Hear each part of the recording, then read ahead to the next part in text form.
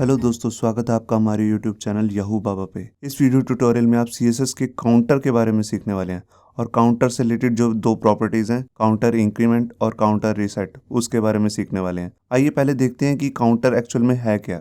यहाँ पर देखिए, हमारे डॉक्यूमेंट में एक ऑर्डर लिस्ट बनी हुई है। यहाँ पर आप देख रहे हैं कि ये ऑर्डर जो है अपने आप आ जाता है। आपको मालूम ही होगा कि जो ऑर्डर लिस्ट होती है, ओएल टैग जो हमारा होता है, उसके अंदर जो एलआई आते हैं, हम जितने भी एलआई डालें तो इसमें ये काउंटर अपने आप बढ़ता रहता है। तो जो ये काउंटर पहले से बना आ रहा है हमारे पास, इसमें हम अलग से कुछ स्टाइलिंग नहीं कर सकते थे पहले तक। जैसे मैं ये जो नंबर्स आ रहे हैं इनका अलग कलर देना चाहूँ इस लिस्ट से, ऐसा नहीं पॉसिबल हो पाता था, क्योंकि जो मैं एलआई को कलर दूंगा वही ऑटोमेटिकली इस काउंटर जो नंबर है इसको अपने आप लग जाता था। तो इसके बाद जो हमारे पास नई प्रॉपर्टी आई है, काउंटर इंक्रीमेंट और काउंटर रीसेट, उससे आप काउंटर को के साथ कुछ अलग वर्ड भी लिख सकते हैं, उसको एक अलग स्टाइलिंग भी दे सकते हैं, कलर दे सकते हैं। यहाँ पर आप देख रहे हैं कि हमने कैसे हेडिंग्स के अंदर इसे लगाया हुआ। तो ये एक एग्जांपल है काउंटर इंक्रीमेंट का।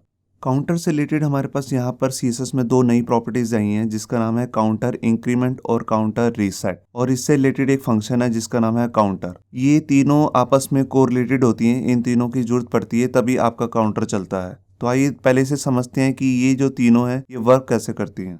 ये जो आपकी तीनों प्रॉपर्टीज़ हैं, ये एक तरीके की तीन स्टेजेस हैं काउंटर चलाने के लिए। सबसे पहला जो होता है वो होता है काउंटर रीसेट। काउंटर रीसेट में हम क्या करते हैं, इसमें एक नाम देते हैं और काउंटर किस डिजिट से चलाना है वो भी बताते हैं। तो जैसे मान लीजिए मैंने इसको एक नाम दे दिया माई काउंटर। आप अपनी मर्जी का कोई भी नाम दे सकते हैं, मगर नाम में स्पेस नहीं होनी चाहिए। आप हाइफन लगा सकते हैं, कैमल केस में नाम ले सकते हैं। उसके बाद जहां से स्टार्टिंग करनी है, जैसे मैंने 1 लिखा तो ये 1 से स्टार्ट करेगा। और उसके बाद आता है यहाँ पे काउंटर।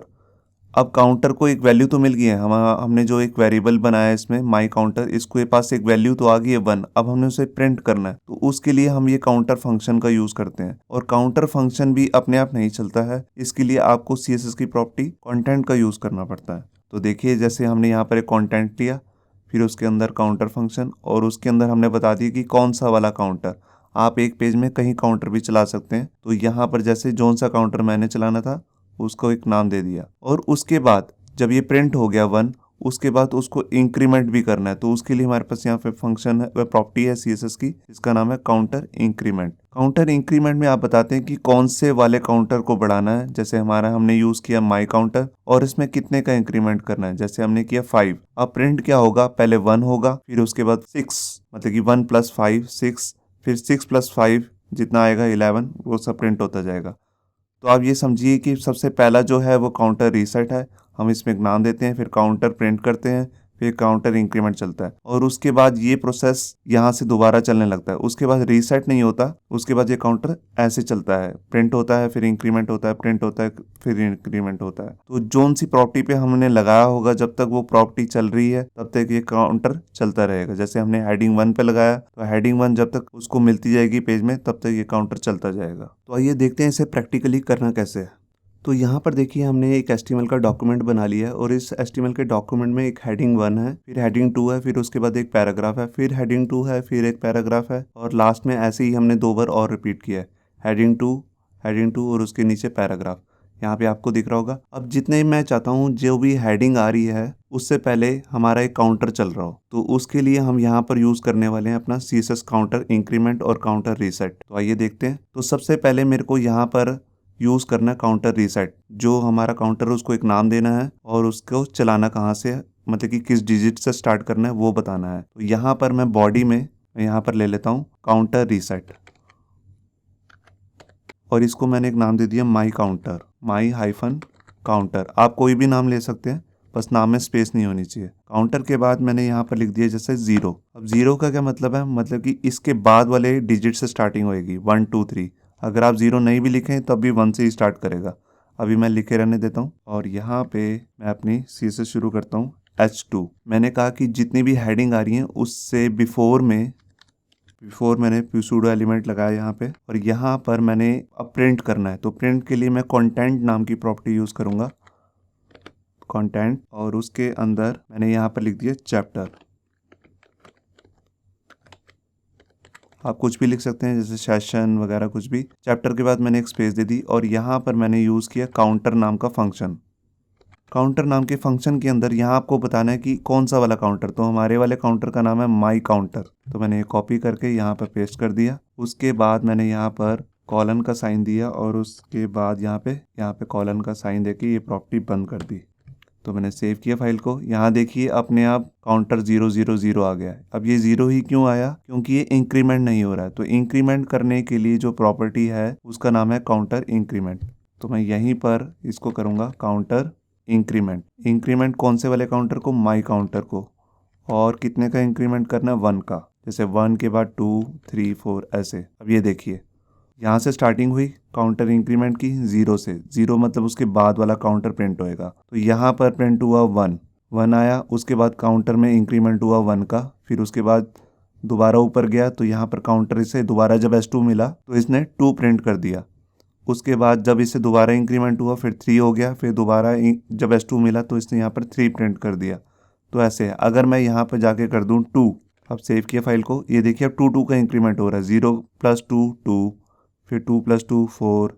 ये देखिए 2 का इंक्रीमेंट हो रहा है। यहाँ मैं जितना मर्जी इंक्रीमेंट करना चाहूँ वहाँ से कर सकता हूँ। ये आपको दिख रहा होगा 5 का इंक्रीमेंट हो रहा है यहाँ पे। मैं यहाँ पर थोड़ी स्टाइलिंग कर देता हूँ ताकि आपको क्लियरली नज़र आए। कलर मैंने यहाँ पे दे दिया क्रिम्सन। ये देखिए यहाँ पे आपको दिख रहा है 5 का इंक्रीमेंट हो रहा है। अभी मैं इसको 1 से ही कर देता हूँ। अभी मैं आपको जो काउंटर रीसेट है उसमें 0 की बजाय यहाँ पर दिखाता हूँ 5। अब 5 से स्टार्टिंग होएगी। देखिए 5 के बाद 6, 7, 8, 9।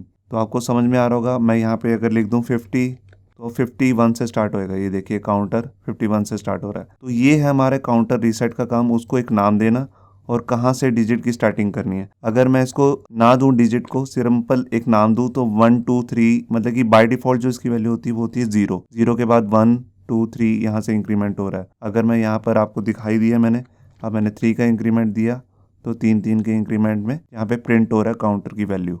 अब मैं आपको दिखाता हूँ कि अगर आपने यहाँ पे डिजिट नहीं प्रिंट करने, अल्फ़ा न्यूमेरिक वगैरह या रोमन लैंग्वेज प्रिंट करनी है, वो भी आप कर सकते हो जैसे कि आप ऑर्डर लिस्ट में करते थे। तो यहाँ पर उसके लिए मेरे को यहाँ जाना पड़ेगा। अभी मैं इंक्रीमेंट 1 का ही कर देता हूँ और यहाँ पर ये आपका काउंटर जो है जहाँ पे आपने प्रिंट करना है वहीं आपको बताना पड़ेगा। पहली वैल्यू आपने दी कि कौन सा वाला काउंटर, उसका नाम, फिर कोमा लगा के आप सेकंड पैरामीटर दोगे कि कौन सा वाला, जैसे कि आप ऑर्डर लिस्ट में लेते थे कि उसकी स्टाइल की वैल्यू। तो यहाँ पर जैसे मैंने दिया अपर अल्फ़ा, सेव किया तो यहाँ देखिए ABCD कैपिटल लेटर में आ गया। अगर मैं यहाँ पे लिख दूंगा लोअर अल्फ़ा तो स्मॉल ABCD आपको लोअर केस में दिख रहा होगा। ऐसे ही मैं लोअर रोमन भी प्रिंट कर सकता हूँ। इसकी 4 वैल्यूज़ हैं। ये लोअर रोमन आ गया और एक लास्ट वैल्यू है इसकी अपर रोमन। ये देखिए आपको दिख रहा होगा। मैं इसकी अलग से भी कुछ स्टाइलिंग करना चाहूँ वो भी मैं कर सकता हूँ। ये देखिए अगर मैं चैप्टर वगैरह हटा दूँ यहाँ से मैंने इसको डिलीट कर दिया और लास्ट में भी जाके मैंने इसको डिलीट कर दिया। अब नॉर्मली यहाँ पर ये देखिए ऐसे प्रिंट हो रहा है। मैं इसको यहाँ पर एक बैकग्राउंड कलर दे देता हूँ पहले, और यहाँ पे मान लीजिए मैंने इसको दे दिया, यहाँ पे मैं क्रिम्सन दे देता हूँ, कट करके यहाँ पे डाल दिया और ऊपर मैंने दे दिया वाइट। यहाँ देखिए अब मैं इसको डिस्प्ले इनलाइन ब्लॉक बना देता हूँ। अब मैं इसको पैडिंग दे देता हूँ। पैडिंग जैसे मैंने दे दी 4 पिक्सल। ये देखिए आप ऐसे भी स्टाइलिंग कर सकते हैं, जैसे मर्जी स्टाइल करना चाहें आप वैसे कर सकते हैं। आप काउंटर के अंदर सब काउंटर भी चला सकते हैं, मतलब कि जैसे एक हेडिंग आ रही है उसके नीचे सब हेडिंग्स आ रही हैं। जैसे S2 है, S2 के नीचे S3 आ रही हैं, तो उनके अंदर भी काउंटर चलाना है तो वो भी आप चला सकते हैं। यहाँ देखिए हमारे एक एग्जाम्पल, ये देखिए यहाँ पर एक H1 आ रहा है, फिर उसके नीचे 3 H2 हैं, फिर एक हमने HR लगाया हुआ है। यहाँ पर ये H1 है, ये H2 है इसकी। यहाँ देखिए यहाँ हमने ब्राउज़र में ओपन कर लिया। यहाँ पे आपको दिख रहा होगा कि कैसे ये H1 है और इसके नीचे 3 H2 आ रहे हैं, फिर उसके बाद एक HR है, फिर उसके बाद फिर से दोबारा H1, फिर उसके बाद 3 H2। यहाँ पे इसकी मतलब सब हेडिंग्स है। अब मैं इस पे अलग काउंटर चलाना चाहता हूँ और इन सब हेडिंग्स पे अलग काउंटर चलाना चाहता हूँ, मतलब कि मैं दिखाना चाहता हूँ ये इसकी सब हेडिंग है। तो उसके लिए मैं यहाँ पे क्या करूँगा, पहले मैं जो H1 का काउंटर है वो बनाता हूँ। तो उसके लिए पहले मैं यहाँ पे गया बॉडी में, और बॉडी के अंदर जाके मैंने यहाँ पर अपना काउंटर रीसेट शुरू किया और इसको मैंने एक नाम दे दिया सेक्शन। उसके बाद मैं H1 का बिफोर बना लेता हूँ। यहाँ मैंने सूडो एलिमेंट लगा दिया बिफोर, और यहाँ पर जहाँ पर मेरे को ये प्रिंट करना है वहाँ मैंने लिख दिया कंटेंट और इसके अंदर मैंने लिख दिया सेक्शन, स्पेस दे दी यहाँ पर। और इसके बाद मैं यहाँ पर ले लेता हूँ काउंटर।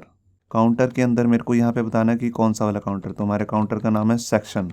ये मैंने प्रिंट किया। उसके बाद मैंने यहाँ पर एक कॉलन का साइन प्रिंट कर देता हूँ और ये हमारा हो गया कंटेंट ख़त्म। इसके बाद मैं यहाँ पर लगा दूंगा काउंटर इंक्रीमेंट ताकि वो इंक्रीमेंट हो सके। तो यहाँ पर मैं गया काउंटर इंक्रीमेंट में और मैंने बताया कौन सा, सेक्शन। यहाँ पे मैंने इसको सेव किया। ये देखिए यहाँ पे आ गया सेक्शन 1, सेक्शन 2, सेक्शन 3, आपको दिख रहा होगा।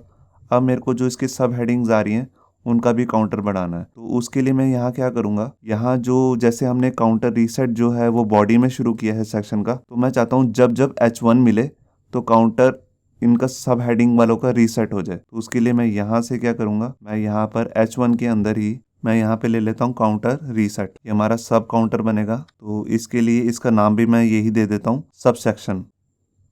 ये दे दिया और इसमें भी 1 का ही इंक्रीमेंट रहेगा। अब इसके बाद मैं यहाँ पर S2 का बिफोर बनाता हूँ, S2 सूडो एलिमेंट बिफोर। अब उसके अंदर भी मैं कंटेंट लिख देता हूँ। यहाँ पर मैं दोनों काउंटर की वैल्यू दिखाना चाहता हूँ, जो सेक्शन है और सब सेक्शन दोनों की। मैं आपको दिखाता हूँ कैसे। तो यहाँ पर मैंने लिख दिया जैसे सेक्शन और इसके बाद यहाँ पे मैंने स्पेस देके डॉट का साइन दिया और फिर उसके बाद फिर से काउंटर लगा दिया। अब ये जो दूसरा काउंटर है ये है सब सेक्शन का, तो सब सेक्शन यहाँ पे आया। और इसके बाद जैसे मैं अगर कॉलन वगैरह का साइन देना चाहता हूँ तो वो भी दे सकता हूँ। तो यहाँ पे मैं गया और स्पेस देके यहाँ पे कॉलन का साइन दे दिया। तो ये हो गया हमारा H2 का काउंटर। अब इसको मैं इंक्रीमेंट भी कर देता हूँ, इंक्रीमेंट, और इसके अंदर मैंने दे दिया सब सेक्शन। फाइल को मैंने सेव किया। यहाँ देखिए आपको दिख रहा होगा, यहाँ पे आ रहा है 1.1, 1.2, 1.3। फिर से रीसेट हुआ। जैसे ही इसको दोबारा H1 मिला तभी ये रीसेट हो गया। रीसेट मतलब स्टार्टिंग हो गया इसमें। अब ये 2 हो गया वैल्यू इसकी। अब देखिए 2.1, 2.2, 2.3, दोबारा से 1 हो गया। आप देख रहे हैं यहाँ पर जो सेक्शन की वैल्यू 1 कैसे हुई, जब दोबारा H1 मिला तो ये रीसेट हो गया। रीसेट मतलब दोबारा से इसकी वैल्यू वही होगी जो स्टार्टिंग में थी, 0 मतलब। दोबारा से जब यहाँ पर थर्ड टाइम इसे H1 मिला तो दोबारा से इसकी वैल्यू 1 होगी। तो यहाँ आपको समझ में आ रहा होगा कि कैसे हमने काउंटर के साथ इसका सब सेक्शन बना के ऐसे दिखाया कि यहाँ पर ये इसका सब सेक्शन है। तो आपको समझ में आ ही गया होगा कि कैसे ये जो CSS का नया फंक्शन आया काउंटर और काउंटर इंक्रीमेंट, जो इसकी वैल्यू है काउंटर रीसेट, जो 2 नई प्रॉपर्टीज आई हैं, उससे आप कैसे बढ़िया तरीके से ऑर्डर दिखा सकते हैं लिस्ट का। यहाँ पर भी देख रहे हैं और उसकी अलग से स्टाइलिंग भी कर सकते हैं। होप सो आपको ये हमारा वीडियो ट्यूटोरियल अच्छा लगा होगा। अगर अच्छा लगा है तो वीडियो को प्लीज़ लाइक करना मत भूलिए। अगर आप ऐसे ही रेगुलर अपडेट चाहते हैं तो हमारे चैनल याहू बाबा को सब्सक्राइब करना मत भूलिए। Thank you.